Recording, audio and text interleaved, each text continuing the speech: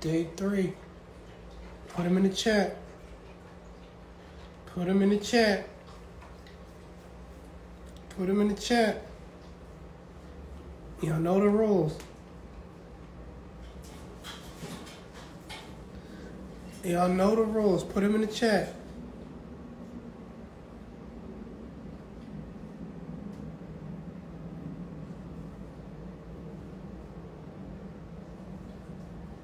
There we go. There we go. Do y'all know who our special guest is tonight? Do y'all know who our special guest is tonight? Ugh. Can y'all guess?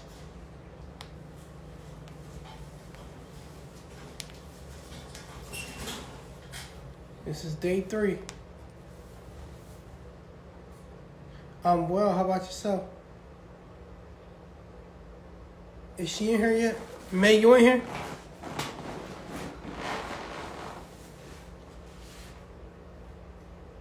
Is May in here? Let's get it. Day number 3. How'd y'all feel about the last 2 days?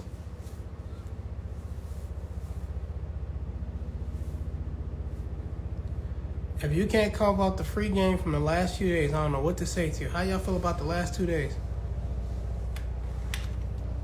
How'd y'all feel about them?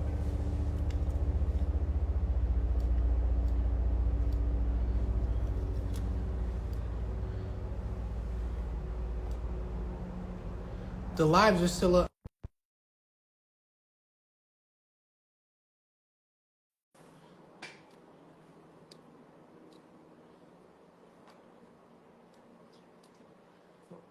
The recording's up if you missed it. Hey guys, May, peace. how you feeling, May?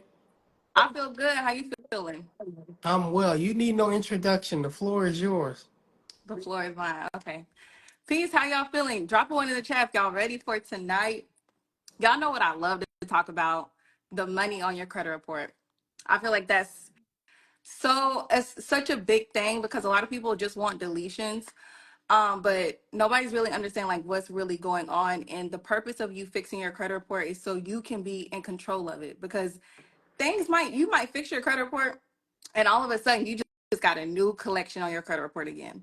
So Right. that's, to me, that's why it's important to know how to fix your credit so you can be the one in control. Because right now you're not in, if you don't know your rights, you're not in control at all. Okay, I see some ones. Y'all ready? Y'all ready? Okay, good. So first of all, what I want to start out with is, if you don't know, the Fair Credit Reporting Act is 15 U.S. Code 1681. You don't have to know like the Fair Credit Reporting Act by heart to know how to like dispute things. The important part of the Fair Credit Reporting Act to me is 1681I. That's the only part you need to know in order to get paid and also, get deletions. Because the only reason why you're able to dispute and information on your credit report is if it's inaccurate or incomplete.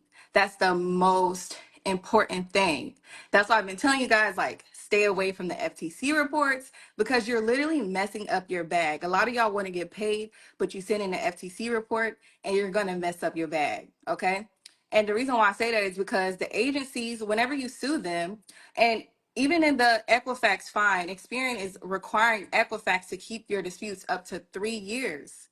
So in case you start litigation, they will have your previous disputes up to 3 years. Now, if you did fill out an FTC report, granted, you could still bypass that because sometimes they may not even bring that up in your lawsuits. But to keep things simple, the simplest way to fix your credit and get paid from bad credit is by disputing the inaccurate information. Because in the Fair Credit Reporting Act, the credit reporting companies, credit bureaus, and the creditors, they both have responsibilities. And that's to make sure they're furnishing accurate and complete information. Now, in Experian's most recent lawsuit, I hope you guys read that because it was really good. They talk about how whenever Experian and the furnishers like Chase, Amex, Capital One, whenever they're communicating with each other, they're actually only communicating through this ACDV. I don't know if you guys heard about that. I think Jamari may have touched base on that a little bit. But I think that's very unfair because it's like, how are you only communicating through a piece of paper? Nobody's speaking to one another. That's unfair to me because it's not a real person that's actually conducting that investigation.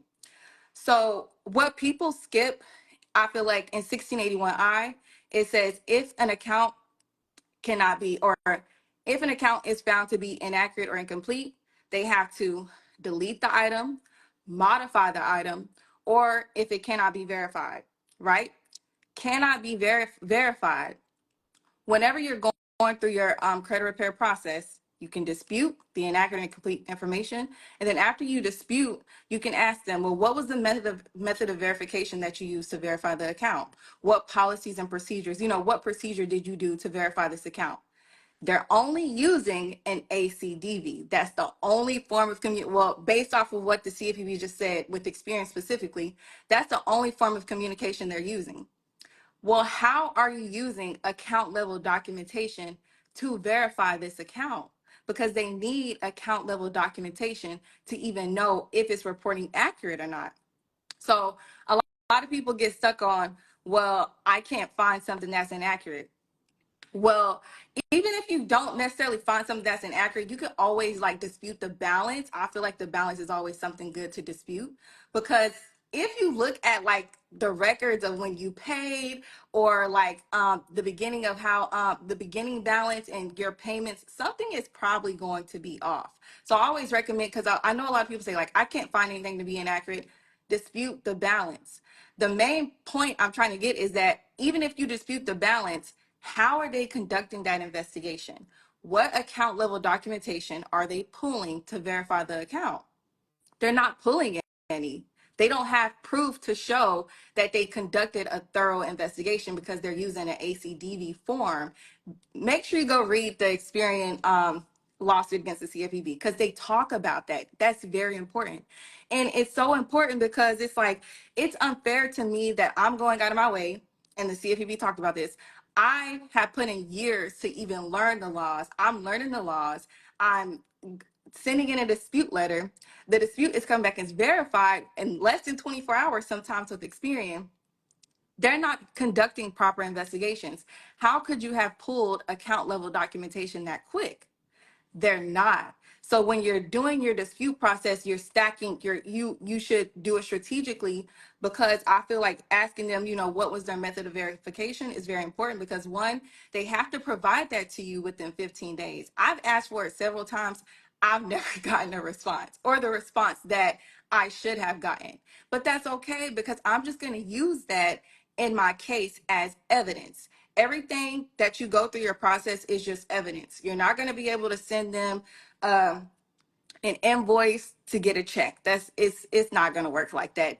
The way my students get checks is by filing the lawsuits. All of my students who've gotten a check is because they initiated the arbitration and was able to get a settlement, or they initiated a federal lawsuit and was able to get a settlement, right? So let me show you. I have a credit report right here, and I want to show you where the money is. The money is where the inaccurate and incomplete information is. And if you really know what's going on in the transaction from the beginning, on the face of the transaction, you would know that the whole entire credit report is inaccurate and incomplete without even looking for an inaccuracy. Okay, hold on. Y'all get what I'm trying to say? Let me show y'all this credit report. So and I tell my students all the time, like, do an account audit.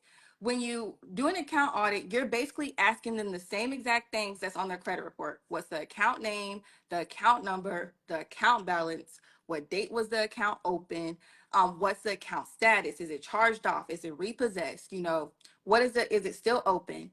The balance, the last payment date, and the date of first delinquencies. Because if you can't like look at the credit report and find something inaccurate, you can call and do that account audit and see if what they have in their records is matching what's on the credit report. When you do your account audit, write down the information. Make sure you write it down or even put it in your iPhone notes. ask for the representative's name, and also ask for like their representative ID or something like that, just so you can keep it in your records. You don't have to record the call. I was looking at a different case where the court was like, the burden of proof is going to be on them. So you don't have to go that extra route. Like if we ain't got to do it, I ain't doing it. Okay. If the court said I ain't got to do it, I ain't got to do it. I don't have an extra phone to record. I want them to have to pull those documents and make the lawyer do some extra work. Because then once the lawyer hears the conversation, if something was found to be inaccurate that was on the phone versus on the credit report, now they're going to be talking about a settlement. Okay, so make sure if you can't find nothing like directly, do an account audit. Okay, so this is a repossession. Okay, so the first thing I always look at is the date that the account opened. This account opened January 2019. I always look at the payment history to see, okay, are they reporting that month and that year? Okay, they are. So then I'm coming along to see, does everything, look like it's reporting accurately? And the first thing I see is no data. Is this accurate information? Yes or no? Is this accurate information? Right? And the consumer reporting agencies, hold on, let me pull it up. Let me show y'all what specific law I'm talking about.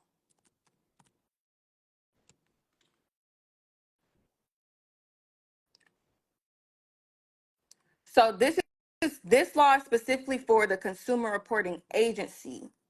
Whenever a consumer reporting agency prepares a consumer report, it shall, meaning that they have no option, it shall follow reasonable procedures to assure maximum possible accuracy of the information concerning the individual about whom the report relates. Does this look like maximum possible accuracy to you? The consumer may have been, I don't know if the consumer was late this month or if they were on time this month, but your consumer report tells a story about you. It tells a story. Your consumer report is very important in your daily life. Without your consumer report, you really can't live. You can't live how you want to without a good consumer report. So this is affecting your daily life. Your life is really in the hands of fake corporations. So that's why you have to learn how to take back your control. Okay. So this is not accurate information. Now I'm going here to see, okay, I'm sorry, it's a little blurry. Hold on, let me see if I can zoom. Can I zoom in? Yeah, okay. This is 30 days late. This is 60 days late. And then it's 30 days late again. Now I'm confused. I don't know what's going on. And this is why I say you should pull the accounting. You should pull the date that the accounts were made to the dates that the payments were made to the account. Ask for that information because this is confusing to me. I wouldn't know what's going on. I don't know if the consumer tried to get back on time, but even then, if it was this consumer was 30 days late, then 60 days late, and the consumer paid in August, that would mean that the consumer was on time that month. But I have no earthly idea what's going on here. Then if I go up to this year, it says 30, 30, 60, 60. Then it was a repossession. After the car got repossessed, like this is so inaccurate. This is where the money is. This is literally money. I hate how it's blurry. Hold on, let me zoom out a little bit. Right there. Money. Know that I don't know what's going on with this account at all. This is literally, I love to see stuff like this because this is how you can get paid and this is how you can flip it back on them. And that's why I say don't do FTC reports because you're going to make the process harder for yourself when you can just stick to inaccurate or incomplete information. They are not reporting this accurately. So when I'm sending in a dispute letter, I'm simply saying, "Hey, Experian, this Capital One account is reporting inaccurate and incomplete payment history." I personally do tell them what part of the account is reporting inaccurately. Now, to me, it doesn't matter because based on what the CFPB just said, they're not going to conduct a proper investigation anyways. So whether you point it out or not, they're more than likely not going to conduct a proper investigation. They're more than likely not going to pull account level documentation to even, and which is unfair again, because if Experian knew what was going on, they should conduct an investigation at the beginning. With you though, they only take the creditor's word for everything. They don't even give you the chance, which is unfair. And I tell my students, like, you need to feel those emotions, because once you feel those emotions, you're gonna be like, all right, yeah, I'm finna try to get it back from them. I'm not just worried about no deletion. I'm not just worried about a credit score, because it's really bigger than a credit score. It's more going on than just a credit score. Learning your rights is learning how to take back your control, and then you can go and help your family members, pass it down. I tell my students all the time, if you buy a course from me, share it with your family, share it, give it out, because we all need to be on the same page. And like Experian was just sued, Equifax is just fine. The more complaints that we put in the CFEB, the more they get in trouble. Now, that's fine. They can violate my rights all day because I know how to use it against them, right? So drop one in the chat if y'all see how there is money on the credit report. Do y'all see how there is money on the credit report? Because the money is literally all within the inaccuracies. The money is all within the inaccurate information. Let's see.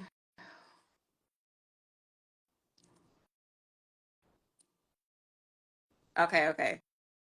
I'm just making sure y'all here. I'm just making sure y'all here. Okay, what else y'all trying to figure out? What else y'all need help with? Cause I have like so many ideas in my mind, but I don't want to get too off topic. Let me see. Okay, y'all here. Y'all still here. Oh yeah. Okay, so the process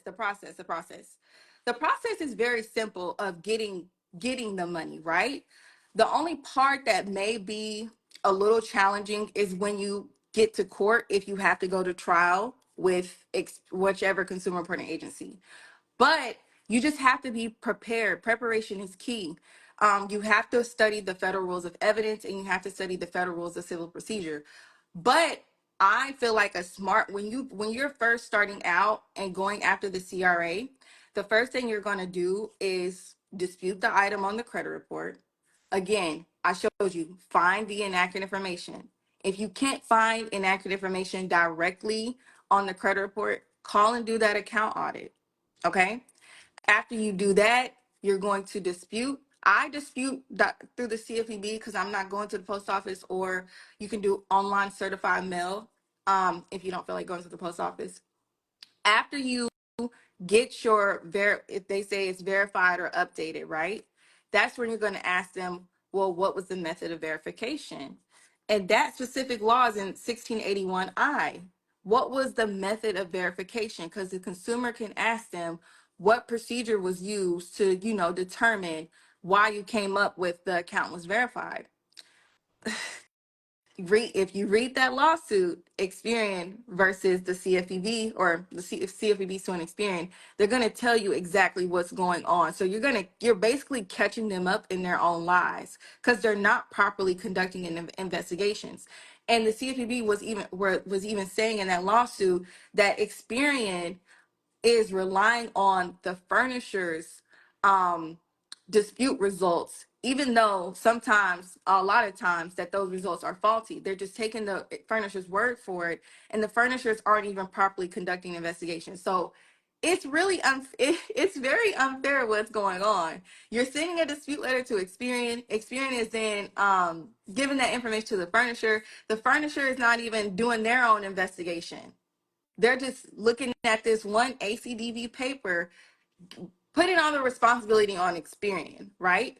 So really, both of them should be getting sued, but sometimes that can be a little bit much. I always tell my students, only sue one person at a time, especially if you're new, right? So after you ask them for the method of verification, they only have 15 days to respond to that. You can do it through the CFEB, you can do it through mail. Once they get that method of verification letter, that's when the time starts ticking. That's when the 15 days starts rolling. Okay. After that, you can go straight to a lawsuit. You can go straight to arbitration with Experian specifically, because Equifax's arbitration agreement is for their credit reporting products that they sell, and as well as TransUnion. So Experian is the one that you can file for arbitration with. To me, Experian does try to negotiate quicker just based off of the results that my students have been getting, but sometimes they will try you. Sometimes they'll be like, okay, we're not going to settle. It happens, right? I don't want you guys to think that this is a easy settlement process. It doesn't work like that all the time. And it also just depends on where you're at in your life, in all honesty. Like whatever lesson the universe or God, Allah, whoever is trying to give to you, that's the results that you're going to get. So you better be in your meditation mode. You better be high vibrating, try to do your best spiritually before you jump into the lawsuits, okay? Because the universe will test you. So just be prepared, be ready. Preparation is key. That's why you shouldn't just be in a rush to do the lawsuit. You should study, you should do your due diligence. Arbitration is on the American Arbitration Association website. If you read Experience Arbitration Agreement, it tells you everything you need to know about starting the arbitration. You go to the American Arbitration Association website, it tells you everything you need to know about starting the arbitration and the process of arbitration. But those are the steps. You dispute, you wait on your verification letter. Also, you can get a credit denial, because you're expecting, when you see something inaccurate and complete on your credit report, and based on the law, it says if anything is found to be inaccurate and complete, it has to be modified or deleted, right? So you're expecting either a modification as accurate, as appropriate, or you're expecting a deletion. So you're like, okay, I just sent in this dispute letter, so let me go ahead and apply for some credit so I can do whatever I need to do. And you're expecting that deletion because you know for a fact, like you saw something inaccurate and complete on your credit report. So you're expecting for it to be deleted. However, you still got denied for that credit. You want to use that in your lawsuit to show there are, a court has previously said that you don't have to necessarily show damages, but it's good to still show just in case. You never know, because if you show the lawyer damages, like I I'll just use myself as an example. I had my baby, right? Uh I got a collection on my credit report like right at the beginning of my pregnancy. Granted, I did have some complications with my pregnancy right when that collection hit on my credit report out of the blue, right? Then I also ended up having my baby at 25 weeks. After that collection got hit on my, so you see what I'm saying, like actual damages, like showing your proof. So if I wanted to sue anybody on my credit report right now, I have a damn good case, I'm not gonna lie. Because you know how much stress. I had my baby early. My baby was in the hospital for 4 months. I'm driving back and forth. The hospital is like an hour away, and I have a whole nother kid over here. I'm stacking my claim. I'm stacking my claim. So show your damages, show your proof. Don't just get like a credit denial. Tell your story within your lawsuit, you know? But studying cases is going to help you be prepared, and also studying your the federal rules of civil procedure, federal rules of evidence. Arbitration is different. Arbitration goes by their own rules, so just studying the arbitration rules. But you still should go into arbitration as if you're going into a federal lawsuit, in my personal opinion. You have to be prepared. I feel like it's not like you have to know the FCRA by heart. You got to really know court policies and procedures more than anything, because that's where we take the most L's at, in my personal opinion. Um, yeah. What else? Okay. So the other day I actually had a debt collector call me, right? Um, and I answered the phone. They've been blowing me up. I don't know. I don't even know who it is. So I'm just saying this because it's a little strategy that I'm gonna use. So debt collector called me. I was just at my son's speech therapy appointment. So I answered the phone. I'm like, hello. And she's like asking me, what's my name? She didn't read me my rights. Mind you, I don't know who I'm speaking to. Didn't read me my rights. Immediately asked me, what's my name? What's my address? What's my phone number? I'm like, who is this? Wait, who is this? How did you get my number? Do you work for someone? And then she finally said, yes, I work for a debt collector. I'm like, baby, you ain't said nothing but a word, okay? Because first of all, you didn't tell me this was an attempt to collect the debt. You didn't tell me the amount of the debt, who the debt is from. She didn't read me none of my rights. None of my rights. Do you know how powerful that one call was? That one call. So I started doing some research. I'm like, okay, she didn't read me my rights when she called me. I have a screenshot of the call, but I didn't get to record the call. This is how I was like, burden of proof, burden of proof. You don't have to record the call because now the burden of proof is on the debt collector. Because if I decide to sue that debt collector, I'm going to say in my lawsuit, because you know when a debt collector contacts you, they have to tell you this is a debt collector, this is an attempt to collect the debt. You know, anything blah blah blah used for this purposes blah blah blah, what they supposed to read you your rights. She didn't read me my rights. I was so happy once that call ended. I was so happy once that call ended because I'm like, oh girl, you don't know who you just called. She don't know who she just called. So anyways, I say all that to say that she didn't read me my rights. Big thing to me. I'm like, dang, I didn't record the call. So I was doing some research and I was like, well, I didn't get to record the call. So what do? The burden of proof is on the debt collector because once I sue them and I say, hey, this debt collector, and mind you, they called me from three or four different numbers. If a debt collector calls you from three or four, five different numbers, that's harassment. They are calling you with the intent to annoy. Wait, hold on. Let me pull it up. Let me pull it up. I'm just thinking of things that like real life scenarios that people go through.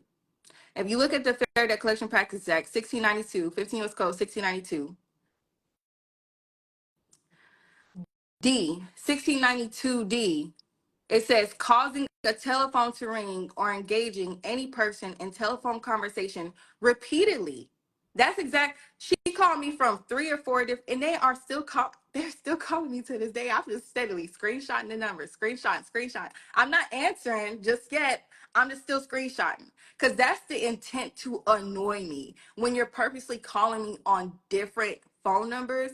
So like I'm not sending a debt validation letter right now. I'm trying to stack my claims a different way. Cause sometimes when you're trying to go after a debt collector, you don't have to always send in a debt validation letter or a cease and desist. If you're trying to get paid, I wouldn't even send a cease and desist. Y'all can keep calling me.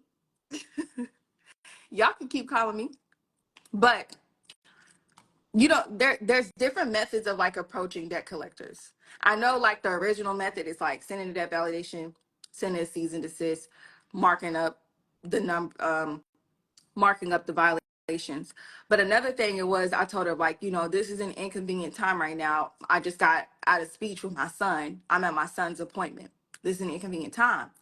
Mind you, she's calling me again at the same time. The FDCPA says if they know, right? Because it says at any unusual time or place known or what should be known to be inconvenient to the consumer.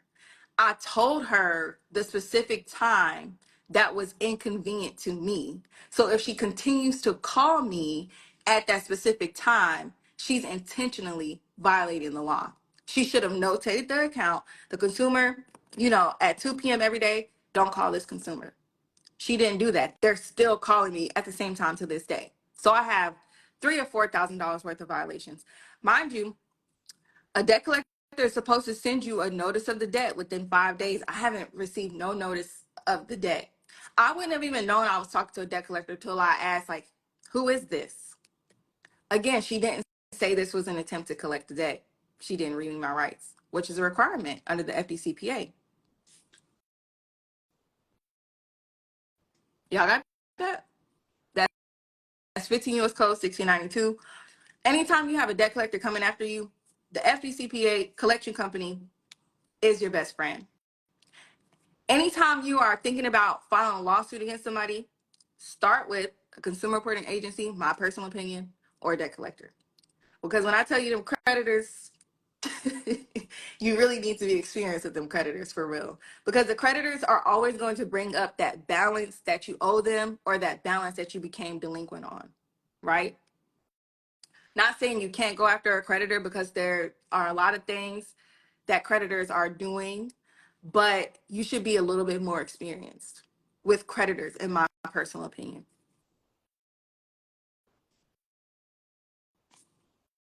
Charge offs. What else? What's T?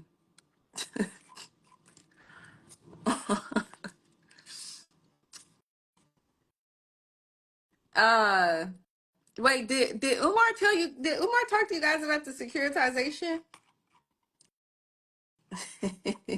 Did y'all catch? Did who did not catch Umar's 3-day class talking about securitization on Twitch? Because if y'all didn't catch that, I don't know what you're doing. When I tell you, like learning about that lit a fire under me. Let me just read. Let me just read some of it to you, right? Because last night I was on a call with my students. Yeah, they caught it. They caught it. Some of them caught it. Some of them missed it. It was so good, you guys. And let me tell you, I have been hearing people talk about securitization in 2023. It, it just flew over the top of my head. Sometimes that happens in law. Things will just fly over the top of your head, or you just like aren't paying attention to it. At that time, I was not paying attention to it. Like it's hard to focus on law and business at the same time. I'm gonna be real. Um, so Umar, no. So what happens during securitization? I feel like this is like the missing piece, especially when you're trying to go after a creditor and you hold a balance with them, because like I said, that creditor likes to hold that balance over your head because you signed this contract with them. They're gonna hold that over your head, right? So let me just read to you what securitization is. And okay, so securitization is the process where loans such as mortgages, auto loans, or credit card debts are bundled together and sold to a trust. Here's the flow of it. The original creditor, they issue the loan to you. The originator sells the loan to a trust or SPV, special purpose vehicle. The trust issues securities to investors who then fund the trust. Essentially, your debt becomes part of a pool of loans that investors purchase through securities. Why is that important? I know y'all probably don't know what I just said. Just go back and watch the replay. Okay. Why is that important? Okay. So what's happening is we're going inside of the bank. I'm going inside of Chase, right? I'm thinking Chase. Now I don't know. Let me tell y'all, because y'all always ask me like, "Hey, do I go in the dealership?" No, I don't know nothing that's going on. I I got to go in the dealership with a mask now and a wig, because y'all would probably go in there and show my videos. But anyways, this what happened. I'm walking inside the Chase Bank. I'm going to get my little loan. I'm thinking, hey, Chase is lending. Chase is a hard worker. They're lending me this credit, lending me this loan. And I'm going back out. My monthly payments, I'm paying Chase Bank because Chase Bank lent me that loan, right? Anybody who lends you something, you're gonna pay them back. What Chase Bank is doing is selling or transferring that loan to the trust.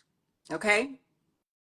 Then from the trust, it goes to investors, right? Why is this wrong? Okay. The Chase Bank is no longer the owner of that loan or that debt. It's either the trust or the investor, either one, whoever. I just know it's not Chase Bank. Chase Bank is now inaccurately reporting on my credit report because Chase Bank is saying that they are the creditor. Now I'm confused. What does Truth in Lending Act say? Truth in Lending Act. Truth in Lending Act. But we ain't even got to get into truth in lending. Drop a one if y'all get what I'm saying, though. Drop a one if y'all get what I'm trying to say, because I feel like this is very important when you're trying to go after a creditor and you're trying to get that account balance waived or zeroed out, which a lot of people want to do. I'm not saying that this is going to be easy at any purposes, anything at all. Nothing in this is easy. I'm just trying to point out to you, because a lot of people say, well, like I said, hey, you can't find nothing directly inaccurate on the credit report. But if securitization is taking place, the whole entire credit report is inaccurate, even the positive accounts. And that's what people don't know. Even the positive accounts are inaccurate. How? And then on top of that, Experian, shouldn't you know this information? Aren't you the one that's doing business with Chase Bank, right? Chase Bank is supposed to give you, the documentation that shows that you're doing Experian. How did you not know that Chase Bank was actually not the owner of this account? Now I got a problem with everybody. If Chase Bank is no longer the owner of this account, who am I paying? And nobody told me. They have to be clear and conspicuous. You have to understand the transaction from the beginning to the end. It might be in the fine print, but nobody went over it with you. But regardless, I'm going to use inaccurate credit reporting. Chase Bank is no longer the owner of that debt. They, to me, they were never the owner of the debt, but they're not, by securitization, they're not the owner of the debt. It's the trust or the investor. That's the simplest way that I can break it down. So if you look at your credit report and say, hey, I can't find any inaccuracies, the inaccuracy is on the face of the credit report. How did Experian not know this? How did TransUnion not know this? How did Equifax not know this? Everybody should really be in trouble, right?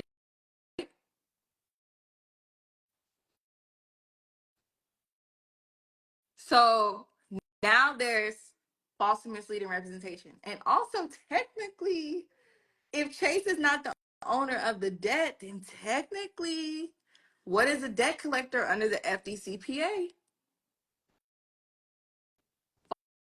False and misleading representation, furnishing deceptive form. Your credit report is now a deceptive form.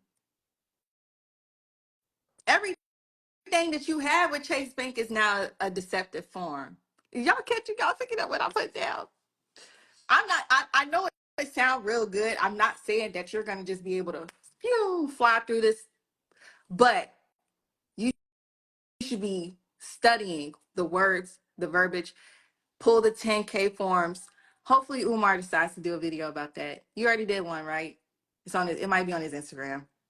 We're gonna save it for like the last 2 days of the 10-day stream, man. Okay.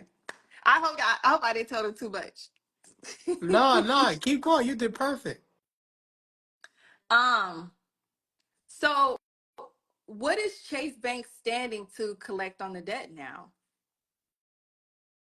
Aren't you confused? Any transaction that you're in and you paying somebody your hard working money, you working day and night. I work 24 hours basically. Even though I'm an entrepreneur, I'm working all the time. I'm telling you, my case gonna be so good. My baby just got out the hospital. She was in the hospital for 4 months. I had to balance work. My business tanked. I found out about securitization. I had my baby at 25 weeks. I'm sorry, it's not funny because that shit really hurt me, but it's funny now because I can use it to my advantage somehow, some way. That shit hurt. I'm crying. I'm confused. I don't know what's going on. Material misrepresentation, failure to disclose the true creditor. Get on their ass immediately today. Don't wait. Now is not the time to wait. Now is not the time to wait. Who drop one in the chat if you're gonna start learning to execute it, because I need to see it. Because I don't want y'all to just be on this live taking notes, then the notebook is thrown across the room and then you don't come back to it in 5 months. We're not doing that this year. This Hey, year. tell them where they can find you too, man, so they can come learn. Millionaire May, Millionaire May _ I have free courses all the time. I do free classes all the time. I have a private community that's only $27 a month. My courses are all $97 or below. They're all affordable. Millionaire May _ Millionaire. I'm a consumer. I told y'all the CFPB need to hire me. I need to sit down with the president. We need to talk. Shoot, I work for y'all. Thank y'all for the love. All right, So, man. huh? Tell them something good. Tell them something good before we get off. Something good. Okay. So let me tell y'all, 2024, I don't even count that as a year at this point. What's good is that after like everything that happened, like with my baby, I couldn't work. She was born early, couldn't work. She was in the hospital from July to November. Sales were tanking in my business. Instagram page wasn't growing. And then when she came home in December or November, things literally turned around. Things turned around. Umar reached out to me to do a video of me. I ended up going viral on 2 different pages. He did another one, it went You viral. And went then, like, when I tell viral y'all, like 4 times, 4 man. on the I'm like, wait, hold on. God don't play about me. But when like I wasn't expecting what happened to happen. And a lot of people may look at my life as like perfect, like I got everything figured out. I don't. Like that shit hurt me for real. Cause I was at the hospital every single day with my baby. I couldn't focus on my business. I couldn't create content. I just couldn't do it. I couldn't do my email marketing and things that I was doing. But God turned everything around, and I was just at like 40,000 followers not too long ago. Now I'm at 60,000 plus, and not to say like followers or everything. It's just like everything's going to be okay. I tell myself things are always working out for me. Things are always working out for me. Things are always working out for me, even when they're not. Things are always working out for me. You have to keep yourself uplifted as much as you can. Like through my hardest times, I just try my best to stay as uplifted as possible, because that part of my life was not easy at all. But now I'm in like a completely different space. I'm back elevating, I'm back motivated and feeling like myself again. And I'm just happy to be back to where I was when I first started, because I felt like I was just, drifting, like losing my sense of purpose, in this space, in this community. But when Umar reached out and he reposted the video and stuff like that, and then everything just like started flowing again. I'm like, this is what God wants me to do. This is what the universe wants me to do. This is what I'm here for. And like I said, when times get hard, when things get hard, just keep looking up, because it's gonna change. Like your temporary circumstances are not forever. It will change. You're gonna have days that are hard. My life is not perfect by any means. But at the end of the day, I know I'm still blessed. At the end of the day, I know that I still have a purpose here. When they say leave a legacy, I've done that. I've done that. And I can say that I've done that. And that's a blessing to me, because where I come from, that's not common at all. And I'm sure everybody where you come from, it's not common at all. But I come from a very small town, and I graduated with 30 people, and only 3 of us were Black. So when I tell you, like, it's everything I'm doing, I'm the first generation. First generation, it's a lot of weight on your shoulders. You know what I'm saying? So I'm blessed, and that's something good that I gotta say, because I'm just being transparent. 2024 was hard for me, but now I came in this year going strong, stronger than Yeah. ever. And we on we on their asses this year. um, yeah. Y'all put the diamonds in the chat for May. As I expected, she went above and beyond. Oh, they said you was a trendsetter, May. Y'all follow her. They know it. Shit, I'm glad y'all said so.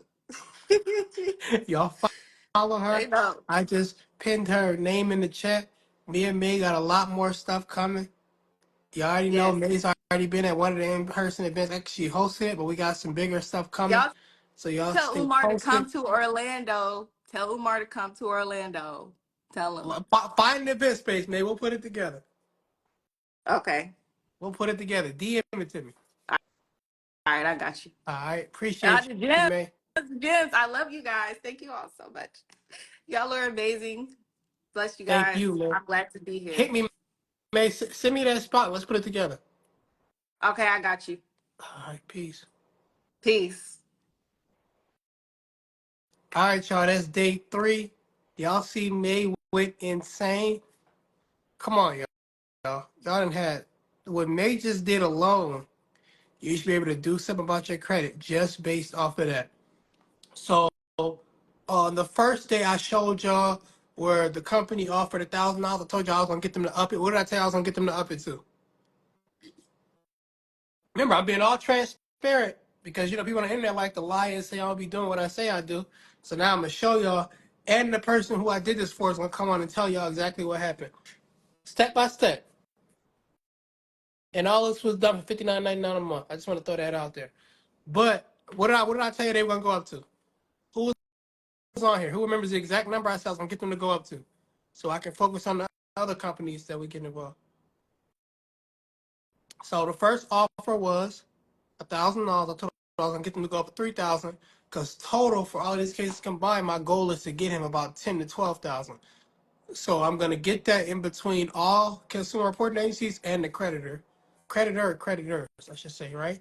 So they started at 1,000. I got them to go up to 3, and they removed all charge-offs. So his credit is completely clean now, and some money in his pocket. So go right on our Instagram, y'all. You'll see the replay. Went right up to 3 grand. All right. Went right up to 3 grand, and that was a day later. Like I told y'all was gonna happen. It happened, and any of y'all can do that. You do not have to be the most intelligent person on the planet. Um, I have to legally say consult with an attorney, but you don't have to be an attorney to do what you need done. You just gotta be willing to read and put some time in, and that's it, right? For that service, my team handles the dispute. I handle the back end stuff, so that service is $59.99 a month, right? But if you want me to deal with it personally, I only take like three or four people a year personally right now. If you want me to handle it personally, then you can DM me and I can look at your report and tell you what I can do for you. But y'all hit me up. We have day 4 tomorrow. We're nowhere near done. We got some more heat coming tomorrow. Y'all come learn how to get some money tomorrow. But we're gonna end right there. Peace and love to you all. I love you all. I love myself. Y'all go to May's page and show her some love. She went for a whole hour just dropping gems. Peace.